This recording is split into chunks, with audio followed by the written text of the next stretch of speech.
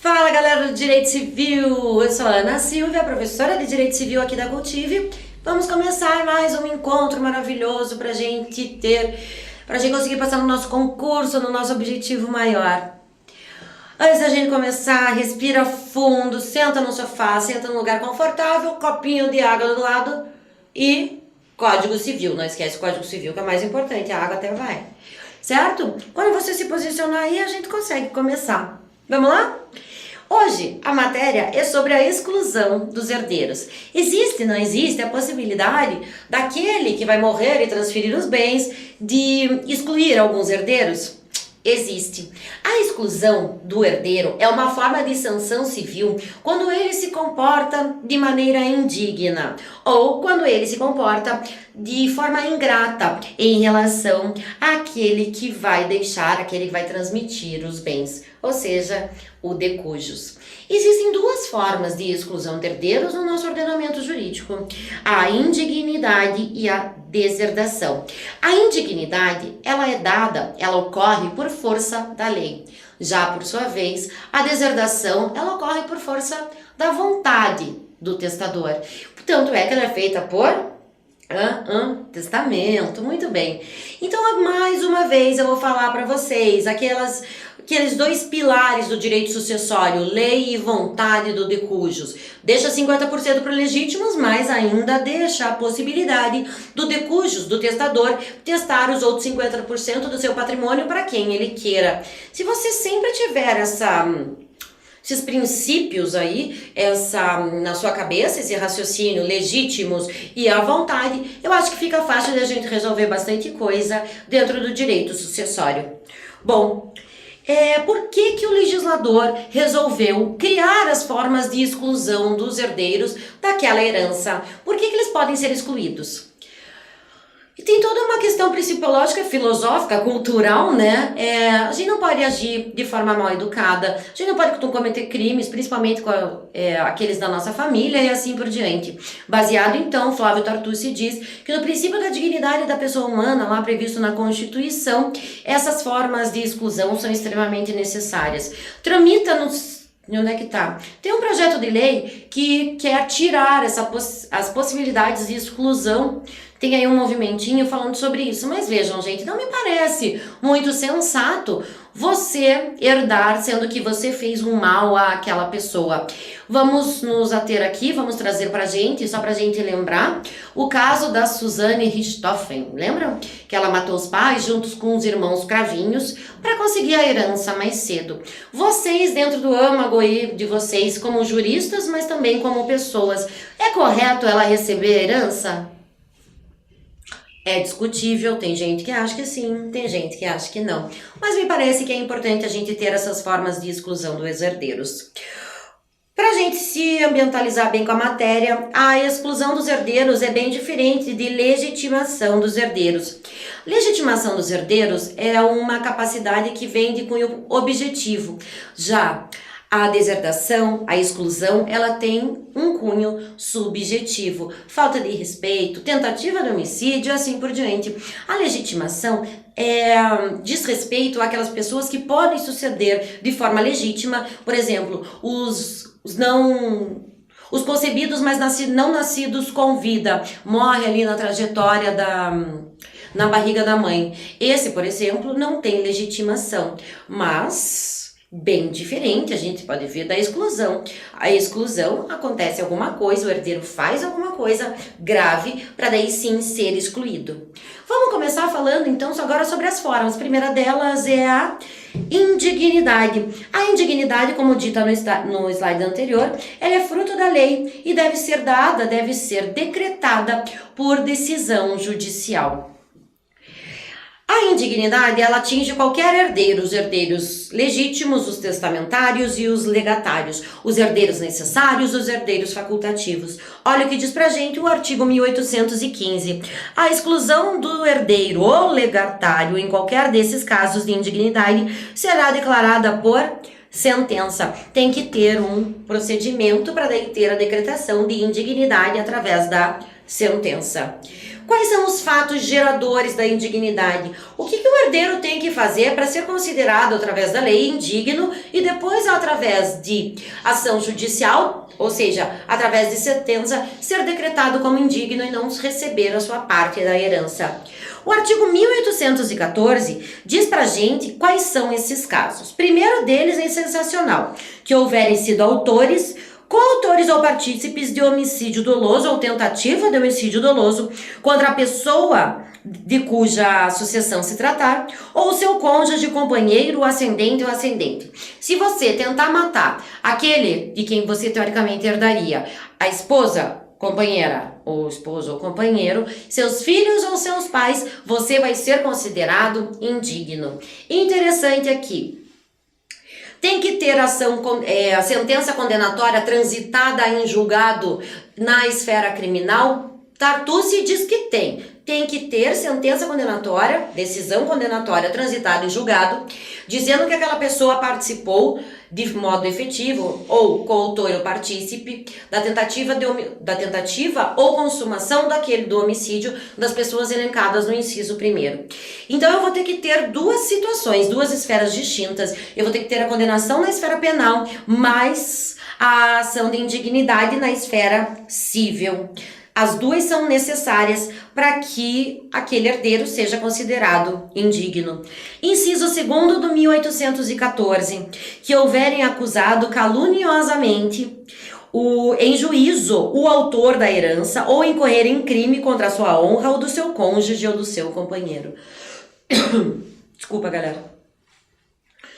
Aqui, em relação a crimes contra a honra, será que tem que ter a condenação criminal, assim como o Flávio Tartucci exige no inciso 1º?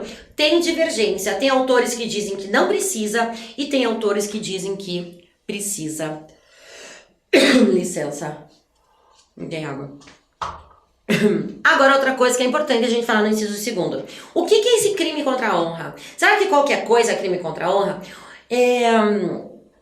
Você já viu como é interessante você observar, você tá num restaurante ou você vai jantar, almoçar na casa de alguém, as famílias em volta de você, como elas se tratam? Tem família que fala o que quer e xinga e chama o outro de burro e tá tudo bem. Então veja, você vai ter que verificar na situação fática, dentro daquela família, o que seria realmente um crime contra a honra, ok?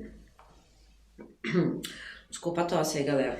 Secou minha garganta.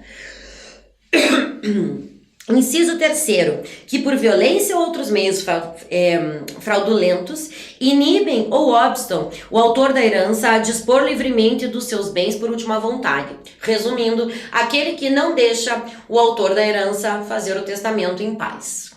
Ele tenta fraudar, ou ele tenta, através de violência, que seja incluído no testamento, ou que ele não faz o testamento nomeando um outro herdeiro. Aqui a fraude pode ser até mesmo quando o herdeiro age com abuso de confiança. E, só pra gente terminar aqui, eu já passei o slide, violência. A violência aqui pode ser violência física, mas também pode ser a violência psicológica. Como a gente disse agora no começo, para a gente ter a indignidade tem que ser decretado por sentença. A ação de indignidade está ali no artigo 1815. A exclusão do herdeiro ou legatário em qualquer desses casos será declarada por sentença. Tem que ter sentença para declarar a indignidade do herdeiro. Qual é o prazo para eu pedir? 4 anos a partir da abertura da sucessão. Ou seja, meu prazo decadencial é de 4 anos a partir da morte do autor da herança para eu poder entrar com o processo de indignidade. Passando agora para análise do artigo 1816. Aqui é bem interessante. São pessoais, os efeitos da exclusão. Os descendentes do herdeiro excluído sucedem como se ele morto fosse antes da abertura da sucessão. Eu não sei se vocês estão acompanhando a aula aí com certa regularidade. A gente teve uma aula aí um tempo atrás falando sobre renúncia da herança. A renúncia da herança, como vocês sabem, se eu renuncio, os meus filhos não herdam por representação. É como se eu nunca tivesse sido chamada para a herança, é como se eu não fosse filha daquela pessoa que eu vou herdar. Por outro lado, diferentemente acontece quando estamos frente à indignidade. Quando a gente fala de indignidade, os efeitos da indignidade alcançam somente a pessoa que cometeu o ato que, após o procedimento judicial, a decretou como indigna. Ou seja, se eu sou considerada indigna e tenho 2 filhos, os meus filhos sim vão herdar como se morta eu fosse quando da abertura da sucessão. Ou seja, herdam meus filhos por direito de representação. O meu quinhão será dividido em 2, se eu tivesse 2 filhos, pego 100% que eu iria receber, divido em 2, 50% da minha parte para cada um dos meus filhos. Falando agora sobre o artigo 1818, por mais que o indigno seja, por mais que o herdeiro seja considerado indigno, o autor da herança pode ficar com pena ou pode querer incluí-lo, e ele pode fazer isso através do testamento. Se o autor da herança quiser incluir novamente o indigno para se tornar seu herdeiro, ele pode fazer sim através do testamento. Segunda forma de exclusão de herdeiros, a deserdação. Como dito no começo da aula, a deserdação ela é proveniente da vontade do autor da herança. O Código Civil traz pra gente no artigo 1962, cadê? Artigo 1962, e olha só o que ele fala. Além das causas mencionadas no 1814, que a gente viu agora, aquelas causas mencionadas que acarretam na indignidade também podem ser para acarretar na deserdação. Então você vai pegar todas as causas previstas no 1814 que falamos há pouco, mais as causas previstas no artigo 1962. A deserdação aqui a gente está falando de herdeiros necessários. Olha só o que diz o 1961. Os herdeiros necessários podem ser privados de sua legítima ou deserdados em todos os casos em que podem ser excluídos da sucessão. Deserdação aqui, estamos falando dos herdeiros legítimos. Porque, veja, os legítimos é que são protegidos pela lei naqueles 50% do quinhão do autor da herança. Se ele for excluído da legítima, ele pode ser novamente colocado por testamento, como vimos agora. Mas eu não preciso excluir um primo meu da minha herança, sendo que ele, por direito, nada receberá. Então, somente os herdeiros necessários. A causa que dá deserdação, ou seja, aqueles motivos que a gente viu agora no 1814 e do 1962, que a gente já vai ver, eles devem ter acontecido antes do testamento. Me parece óbvio, mas é importante a gente falar. E também é interessante a gente ver que o legislador, ali no artigo 1961, meio que deu uma cochilada, né? Porque ele coloca os herdeiros necessários, mas não fala do cônjuge. Mas doutrina e jurisprudência são unânimes que é possível sim, através da deserdação, excluir, afastar o cônjuge como herdeiro. Quais são os efeitos? Alguns efeitos da indignidade a gente já viu, vamos falar também sobre os efeitos da indignidade e da deserdação. Como a gente disse, eles são pessoais e não atingem os herdeiros. Lá no artigo 1818, se eu for considerada indigna ou for deserdada, os meus filhos herdam a minha parte por representação. Faltou falar do artigo 1817. O artigo 1817 diz o seguinte: são válidas as alienações onerosas de bens hereditários a terceiros de boa fé. Porque vejam só, às vezes para o herdeiro acaba sendo transmitido bem do decujus e depois só é que vem a sentença de indignidade. O que o herdeiro indigno vai ter que fazer? Vai ter que repor, vai ter que fazer um ressarcimento daquele bem que ao primeiro momento foi transferido a ele por ele ser herdeiro. Com o advento da decretação da indignidade, ele vai ter que devolver esse bem que um dia lhe foi transferido. Só que vem o artigo 1816 e diz, se ele alienou esse bem a terceiro de boa-fé que não sabia de nada disso, o que vai acontecer? O terceiro de boa-fé continua com a propriedade e cabe perdas e danos dos outros herdeiros em face do herdeiro indigno que vendeu, sabendo que provavelmente ou talvez teria essa condição de indigno um pouquinho mais para frente. Então vejam, terceiro de boa-fé, sempre protegido pelo Código Civil. O que mais nós temos que falar hoje? Ah, reabilitação do indigno. Gente, desculpa, escrevi errado aqui, não é um índigo.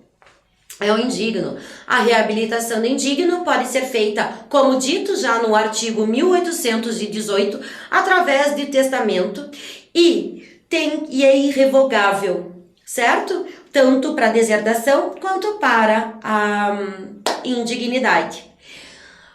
Espero ter aí ajudado vocês mais, né, ainda mais do que vocês estão estudando em relação a esse tema da exclusão dos herdeiros dentro do direito sucessório.